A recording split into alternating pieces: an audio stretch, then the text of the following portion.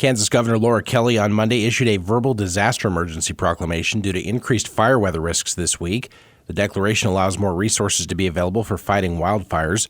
Warmer conditions, strong winds, and low relative humidity will create very high fire weather conditions throughout the state.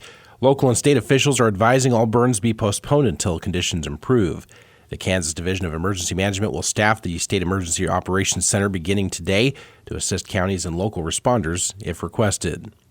The Riley County Police Department is investigating a case of identity theft after a woman reported her Social Security number was used to fraudulently obtain a credit card.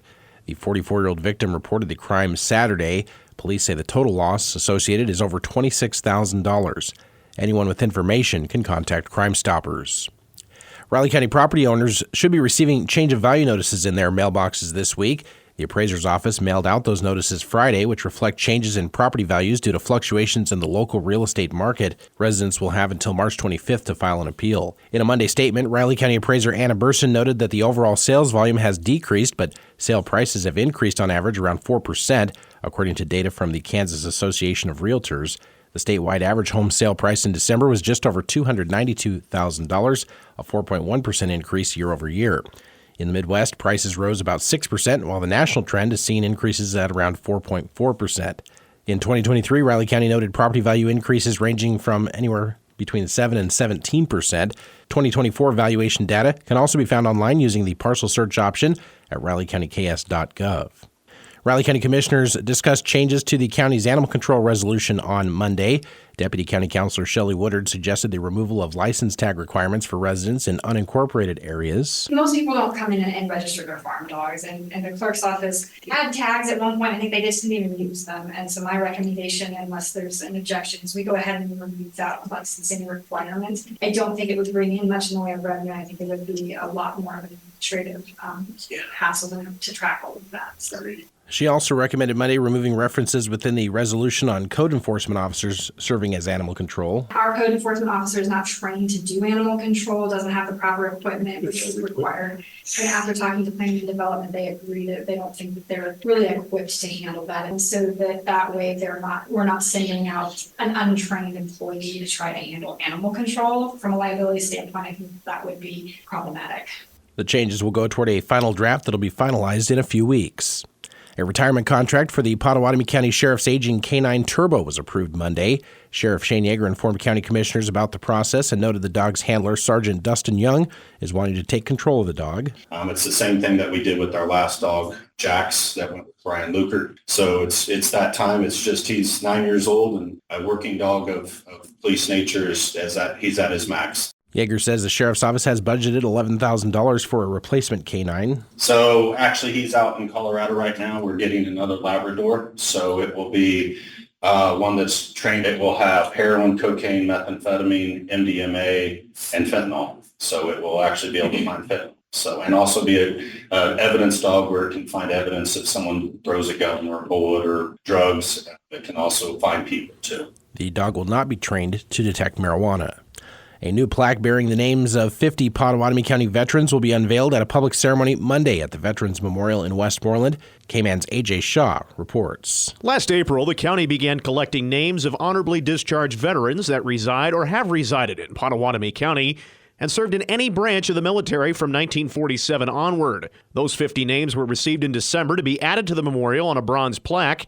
The memorial was dedicated back in 1992. The county continues to collect names of additional veterans and will have another bronze plaque cast when it receives 50 more names. Additionally, the county has 2-inch double-sided challenge coins available for $10 with proceeds to benefit maintenance of the memorial. Names of veterans currently on the memorials and photos of the memorial can be viewed online at pottcounty.org. For News Radio KMAN, I'm AJ Shaw. Manhattan City staff will meet with the City Commission tonight to discuss a strategy for increasing revenues to the general fund and a proposed sales tax question to be posed to voters. KMAN's Peter Rice has more on that. Agenda documents for the work session show city staff favoring a strategy to ask a sales tax question at the August primary, taking the current 1% permanent sales tax up to as much as 2%. The sales tax increase would allow the city to build up its general fund dollars, an extra $7.5 to $15 million annually. The city would need to draft a resolution by June in order to be on the August primary. Another strategy the city could consider is to ask a sales tax question in August and if successful, then ask voters to renew the 0.25% quality of life sales tax. Doing so would give city officials a starting point for funding a new indoor aquatic facility that could potentially open in 2027 or 28. City commissioners will receive an update on the East Manhattan Gateway Plan as Tuesday's work session as well. The meeting begins at 6 p.m. For News Radio KMAN, I'm Peter Rice. Good morning, I'm Troy Coverdale with your sports headlines at News Radio KMAN as K-Man's Morning News continues. Tyler Perry with 29 points and 6 3-pointers. Cam Carter added 19 points as K-State let a 25-point lead slip away before eventually besting West Virginia in overtime, 94-90 at Bramlage last night. There was a time there where I thought we were playing not to lose, and we got a little tight, and whether it was my play calls or just our demeanor in the huddles, I'll have to look at all of that. But thankful we got it to overtime, and I like the look in their eyes when the buzzer sounded. We knew we were going to overtime. I was looking at guys that knew they were going to win. Perry tied the game at 79 all with a pair of free throws with 15.4 seconds left in regulation. He then gave K-State the lead for good, 82-80, with his season-tying 6th three-pointer with just under 4 minutes remaining in overtime. We're asking a lot of him, and he's delivering, and he's playing, he's studying, he's practicing, he's preparing like a kid who wants to make the NCAA tournament for the first time in his career. We're stretching him, man. He's really being stretched, and he's embracing it. K-State set an NCAA single-season mark with its 7th overtime win of the year, extending Jerome Tang's mark to 12-0 in his 2 seasons as coach. West Virginia, meanwhile, remains winless on the road on the season. K-State will play its next 2 away from Bramlage, visiting Cincinnati Saturday, then Kansas next Monday before closing at home against Iowa State on March 9th. Also last night in the Big 12, 15th-ranked Baylor drops TCU 62-54. In the top 25, number 9 North Carolina over Miami 75-71. Houston became the 5th team to hold the men's number 1 ranking Monday after reigning national champion UConn's 6-week stay at the top. The Cougars, who have hit the top mark for 2 straight seasons, now carry that number 1 bullseye into a home game tonight against Cincinnati and Saturday's trip to Oklahoma. Purdue at number 2, UConn at 3, Tennessee 4th, Marquette 5th this week. Kansas at number 7 and Iowa State at number 8 give the Big 12 a trio of teams in the top 10. Baylor is then 15th, but no other Big 12 teams are in the poll this week, marking the first time since December that fewer than 5 Big 12 teams are ranked. Number 25, South Florida, entering the poll with its first ever ranking in the AP Top 25. The Bulls appearing at number 25, entering the week with 13 straight wins. The K-State women's basketball team dipped to number 15 in the latest women's poll on the heels of falling to Kansas on Sunday afternoon. The Wildcats fell 5 spots in that ballot after their 4th loss in Big 12 play, all within the month since they had climbed to number 2. Tomorrow night, they'll try to get one back from Iowa State, who bested them on Valentine's Day. Texas rose to its highest ranking in more than a year, moving up 2 spots to number 3 after 4 of the top 7 teams lost at least 1 game last week.